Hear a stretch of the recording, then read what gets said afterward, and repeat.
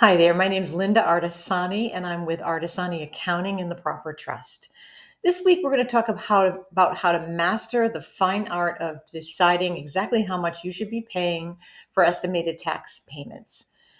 It's something that if you are a partner in a law firm and you take distributions, you have to really be faced with making sure that you're financially compliant when it comes to paying your taxes.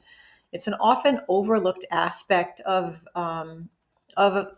being a partner in a firm, and I've seen it where sometimes maybe the attorney doesn't even know they have to pay an estimated tax payment, or sometimes they don't realize that there's a way to calculate it. They got their coupon book from their tax professional and they just followed that, and that's based on the prior year's money that they earned in revenue profit in the prior year.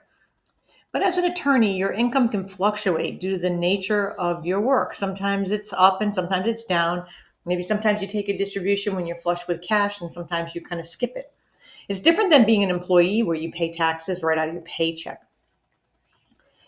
Know that there are quarterly payments that are due, and that's going to cover your tax liability during the year. So you pay these per quarter based on the amount of money that the firm has earned, obviously divided by the percentage of partnership if you're in a multi-partner situation.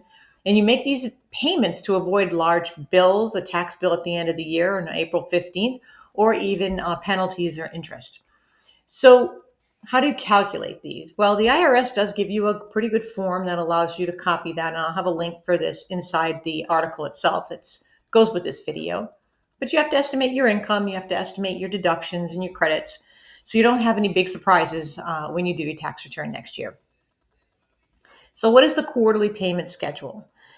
So mark your calendars. The payments are due April 15th, June 15th, September 15th, and January 15th. So it's important to plan ahead so you don't have any financial strain at all. But you don't want to fail to make these payments. So you could make these payments, but if you have income that's like this and you make the same payment over each quarter, you may have enough in the end of the year. But if you didn't pay the right amounts in the right timing, you might still fall short and then end up having penalties because you didn't pay the right amounts during the right time. So it's part of the job of the bookkeeper or the accountant to help you determine what these payments are and help you figure out what's best and really analyze where you're sitting at the end of each quarter to know how much you've made in that given quarter. And attorneys definitely face a unique challenge when calculating these payments. It's important if your bookkeeping service or firm or accounting firm doesn't calculate them forward, it's really important to consult with your tax professional. That'll help you estimate your income accurately. And I can tell you firsthand that a lot of the people that I work with, they only talk to their tax professional once a year when they're at the most busiest. It's really not the time. You really should have a tax professional in place so that when you work with them, they know what's going on in your life all year, kind of like we see as the bookkeeping firm, we see that happening and we know more about what's happening in your life. And it's a better that you have more time to talk to them and really have the time to discuss what your goals are and perhaps start to navigate some of the ways that you can maybe mitigate some of those taxes. So I have a few myths that I have in the article. I'm just going to really talk about one here, a myth that I've heard from attorneys have told me, and it's a common misconception. Estimated tax payments are really only for high income earners. And I've heard this before, and it's really not true. Most of us, if you are in a partnership, and you're taking a full distribution, you're taking out $10,000 out of the law firm, that is now taxable income on that goes into your bucket that you have to pay taxes on.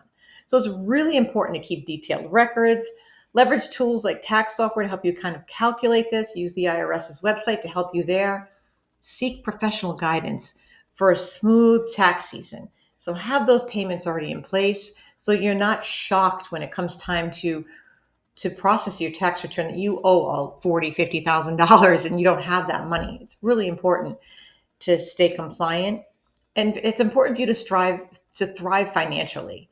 It's really what you want to be looking for. So financial compliance is the foundation of a successful legal practice.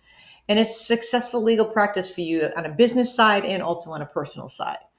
So I hope this helps you kind of understand how these taxes are calculated It's really calculated on what you've drawn out during the time frame that you've drawn it out. So it's really focused on those quarters. And it's important to have somebody that will guide you, that knows this stuff, and that will help you through the process of managing your estimated tax payments. I want to thank you for watching. If you want to learn more, certainly hit the subscribe button, and we'll see you all next month. Bye now.